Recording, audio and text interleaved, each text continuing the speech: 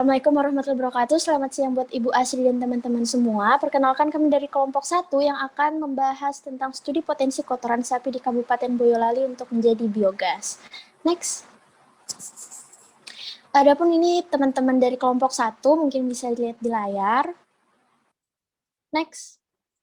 Lalu ini outline yang akan kami bahas pada siang hari ini. Yang pertama itu ada abstrak, lalu latar belakang. Yang ketiga ada dasar teori, metode penelitian, pembahasan, dan yang terakhir adalah kesimpulan dan saran. Selanjutnya akan dijelaskan oleh Rindi. Baik, terima kasih. Selanjutnya abstrak, di mana seperti yang di judul tadi kami membahas karya ilmiah tentang studi kasus pemanfaatan kotoran hewan khususnya di Kabupaten Boyolali, di mana di sini terfokuskannya di biogas. Kenapa? Karena potensi limbah kotoran hewan di Kabupaten Boyolali sangat banyak karena banyaknya peternakan di sana, di mana kotoran hewan sendiri tidak memberikan dampak positif saja di lingkup ekonomi, tapi juga memberi dampak negatif tentang hasil kotoran hewan itu sendiri. Nah, di mana setelah dikaji kembali ternyata kotoran hewan tersebut berpotensi dijadikan biogas, dan biogas itu sendiri lebih ekonomis dibandingkan sumber energi lainnya.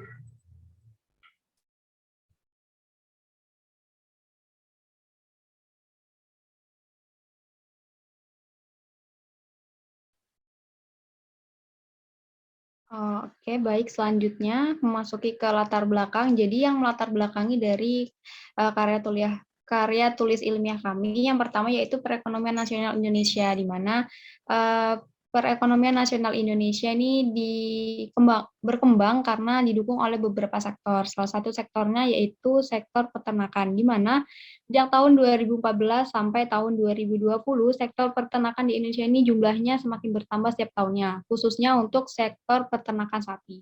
Kemudian Kabupaten Boyolali sebagai sentra produsen susu dan daging sapi di Provinsi Jawa Tengah dengan lebih dari 84.000 peternakan pada tahun 2019.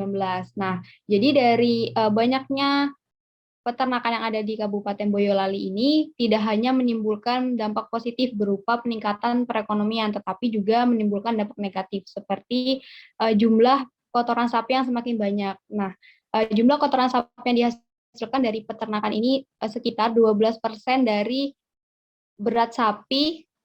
Kemudian karena banyaknya jumlah kotoran sapi ini, kelompok kami memikirkan bagaimana cara untuk memanfaatkannya. Kemudian dibuatlah biogas. Next. Oke, selanjutnya rumusan masalah dan tujuan. Jadi rumusan masalah dan tujuan ini masing-masing terbagi menjadi 3. Untuk rumusan masalah yang pertama, bagaimana potensi Kabupaten Boyolali dalam mengembangkan energi baru terbarukan, bagaimana cara mengolah limbah kotoran sapi menjadi biogas, dan bagaimana kelebihan biogas jika dibandingkan dengan energi lain. Untuk tujuannya, yang pertama mengetahui potensi Kabupaten Boyolali dalam upaya pengembangan energi baru terbarukan, mengetahui bagaimana cara mengolah limbah kotoran sapi menjadi biogas, dan mengetahui kelebihan biogas jika dibandingkan dengan energi lain. Iya, selanjutnya ada dasar teori. Di sini kami memakai 5 dasar teori. Yang pertama itu energi, yang kedua energi tidak terbarukan, limbah, dan juga biogas. Next.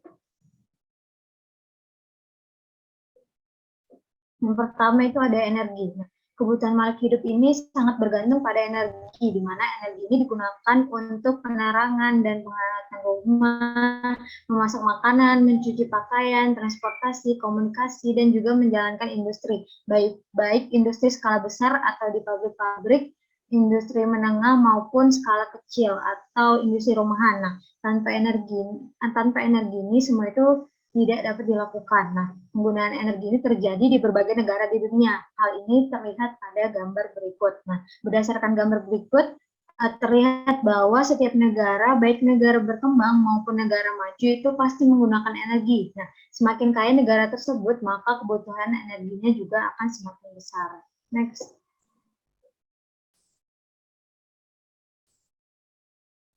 Baik, selanjutnya energi tidak terbarukan. Kita tahu bahwa energi tidak terbarukan adalah energi yang kita peroleh dari sumber daya alam yang dimana waktu pembentukannya sampai pada jutaan tahun. Nah, kenapa dikatakan sebagai tidak terbarukan? Karena apabila sumber daya tersebut sudah digunakan, akan memerlukan waktu yang sangat lama untuk menggantikannya. Hal ini juga karena pembentukan sumber daya ini sangat bergantung pada lingkungan sekitar serta keadaan geologinya. Nah, contoh dari energi tak terbarukan yang paling kita kenal itu adalah bahan bakar fosil, seperti batu bara, gas alam, dan minyak bumi. Next. Nah, selanjutnya energi terbarukan. Energi terbarukan itu berasal dari sumber daya alam yang dapat digunakan tanpa batas waktu dan tidak akan pernah habis karena dapat dipulihkan dalam waktu yang relatif singkat.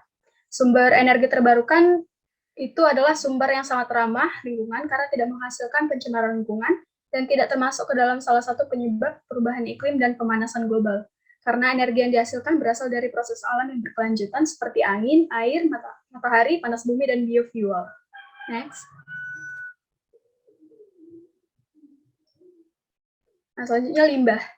Limbah merupakan bahan organik atau anorganik yang tidak dapat dimanfaatkan lagi, sehingga dapat menimbulkan masalah apabila kita tidak mengelolanya dengan baik.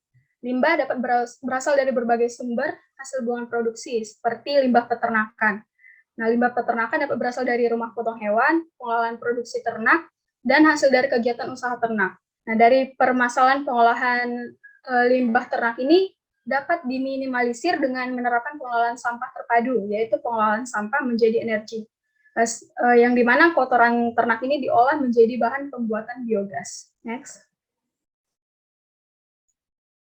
Ya, selanjutnya itu ada biogas. Nah, biogas ini merupakan campuran gas yang dihasilkan oleh bakteri metanogenik yang terjadi pada material-material yang dapat terurai secara alami dalam kondisi anaerobik. Nah, pada umumnya biogas ini terdiri atas gas metana sebesar 50-70%, gas karbon dioksida sebesar 30-40%, hidrogen sebesar 5-10%, dan juga gas-gas lainnya dalam jumlah yang sedikit. Nah, teknologi biogas ini merupakan salah satu teknik tepat guna untuk mengolah limbah. Nah, baik limbah peternakan, limbah pertanian, limbah industri, dan juga limbah rumah tangga untuk menghasilkan energi. Nah, teknologi ini memanfaatkan mikroorganisme yang tersedia di alam untuk merombak dan mengolah berbagai limbah organik yang ditempatkan pada ruang kedap udara atau anaerob. Nah, selanjutnya hasil pengolahan limbah tersebut dengan konsep hasil akhir akan menjadi pupuk berdaya guna sebagai bahan bakar gas atau biogas dan juga pupuk organik padat maupun cair bermutu baik. Jadi next. Oke, baik. Selanjutnya adalah metode penelitian. Jadi pada metode penelitian, lokasi studi kasus yang digunakan yaitu studi kasus Boyolali di Jawa Tengah, yang mana metode penelitiannya itu menggunakan metode deskriptif dan juga studi literatur, di mana lebih terfokus dengan menjelaskan secara detail dan juga lengkap dengan menggunakan bantuan studi literatur. Next, Rin.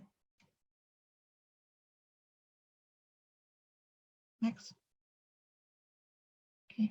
Selanjutnya adalah pembuatan biogas, di mana biogas sendiri terbuat dari kotoran sapi yang mana terdapat dari peternakan.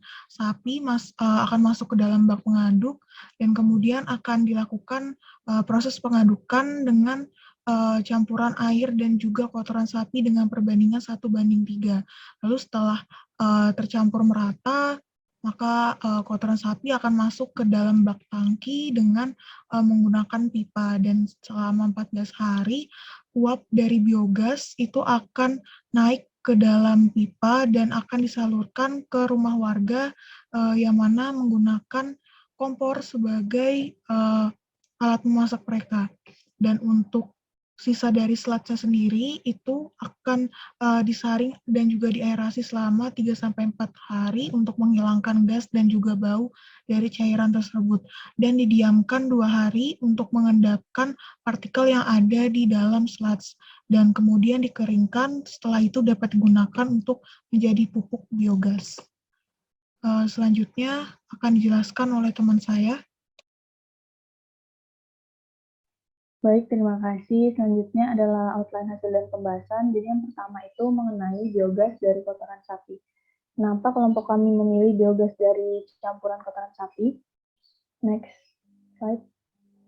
Karena kotoran sapi sendiri merupakan substrat yang paling cocok sebagai sumber penghasil biogas, dan karena telah mengandung bakteri penghasil gas metana yang terdapat di dalam perut ruminansia. Bakteri tersebut dapat membantu proses fermentasi sehingga dapat mempercepat proses pembentukan biogas. Next. Oke, baik. Selanjutnya ada digester, di mana reaktor biogas atau digester ini adalah konstruksi bangunan atau alat yang digunakan untuk mengolah berbagai bahan baku menjadi biogas. Bisa dilihat pada layar. Di sini terdapat tabel yang kami kutip dari Skenario tahun 2014. Untuk ukuran digester dan kualitas bahan baku, untuk kapasitas pengolahan 4 meter persegi, akan menghasilkan produksi gas perharinya sebanyak 0,8 sampai 1,6 meter kubik, dengan kotoran hewan yang dibutuhkan perharinya sekitar 20 sampai 40 kg, dengan jumlah ternak yang dibutuhkan sebanyak 3 sampai 4 ekor. Penggunaan digester ini yang tidak sesuai dengan kebutuhan dapat menyebabkan produksi gas akan rendah dan tekanan gasnya tidak mampu mendorong limbah biogas ke saluran pengeluaran. Next. Tentunya di sini ada beberapa hal yang perlu diperhatikan dalam pemeliharaan biodigester dan peralatannya, yaitu yang pertama, tidak meletakkan benda berat di atas biodigester, tidak memasukkan selain kotoran sapi ke dalam biodigester, tidak melakukan pengisian melebihi kapasitas biodigester, burner kompor biogas harus dibersihkan secara berkala dari kerak yang dapat menyumbat aliran biogas, dan yang terakhir adalah panel blower set dikontrol untuk menghindari disfungsi terutama pada blower. Next.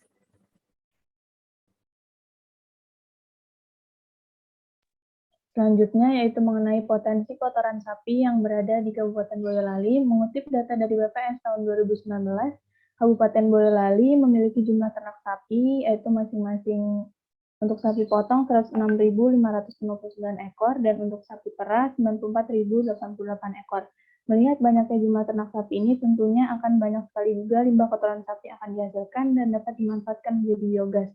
Sehingga warga sekitar Boyolali, khususnya warga yang berada di pedesaan, akan dapat mengurangi pemakaian gas LPG ataupun penggunaan kayu bakar. Next.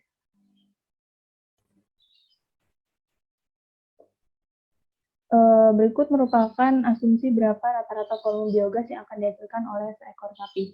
Jadi di tabel sebelah kiri itu merupakan suhu digester ketika kondisi mesofilik. Kondisi mesofilik ini merupakan kondisi di mana digester memiliki suhu antara 20 hingga 45 derajat Celcius, dan kemudian kotoran cair akan terdigestifikasi selama rentang waktu 18 sampai 28 hari. Berdasarkan asumsi dari jurnal Semin et al. Tahun 2014, sesuai dengan data dan pengalaman yang ada, bahwa untuk satu ekor sapi itu dapat menghasilkan 25 sampai 30 kg kotoran sapi setiap harinya. Nah, maka dapat dilakukan perhitungan untuk volume biogas, yaitu didapatkan 7,5 meter kubik per ekor sapi. Next. Baik, selanjutnya ada faktor penentu keberhasilan produksi biogas. Yang pertama ada suhu, di mana produksi biogas optimal berada pada daerah mesofilik, yaitu pada suhu 30 sampai 35 derajat Celcius. Biogas yang dihasilkan pada kondisi di atas suhu 30 sampai 35 derajat Celcius akan mempunyai kandungan karbon dioksida yang lebih tinggi. Sedangkan bila di bawah suhu tersebut, produksi biogas lainnya sedikit dan akan terhenti pada suhu di bawah 10 derajat Celcius. Yang kedua itu ada pH, di mana pH yang optimal untuk produksi biogas sekitar 6,8 sampai 7,5, karena bakteri tumbuh pada kisaran pH tersebut. Dan untuk mencegah penurunan pH dapat ditambahkan larutan kapur CaOH2 atau kapur CaCO3. Dan yang terakhir ada rasio C/N bahan baku, di mana untuk digester anaerobik berkisar antara 20 sampai 30. Jika C/N terlalu tinggi, nitrogen akan dikonsumsi dengan cepat oleh bakteri metanogenik untuk pertumbuhannya, dan hanya sedikit yang bereaksi dengan karbon, sehingga gas yang dihasilkan begitu rendah. Sebaliknya, jika CPN rendah, nitrogen akan dibebaskan dan berakumulatif dalam bentuk amonia yang dapat meningkatkan pH. Next.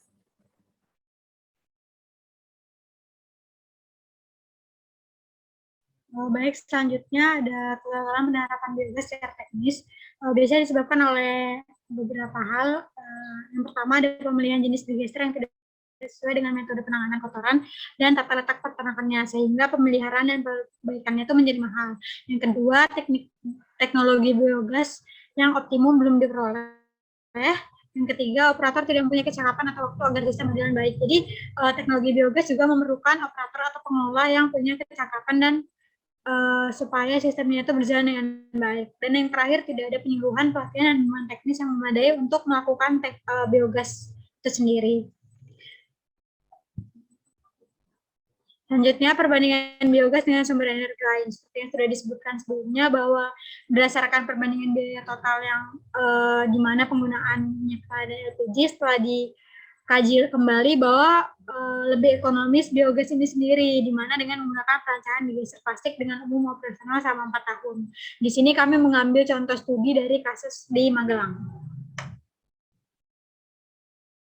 Oke, baik. Jadi kesimpulan yang bisa kita dapatkan dari penjelasan teman-teman sebelumnya, dari daerah Boyolali merupakan masyarakat dengan memiliki pekerjaan peternak sebagai peternak, di mana peternakan ini menghasilkan limbah-limbah seperti limbah kotoran sapi.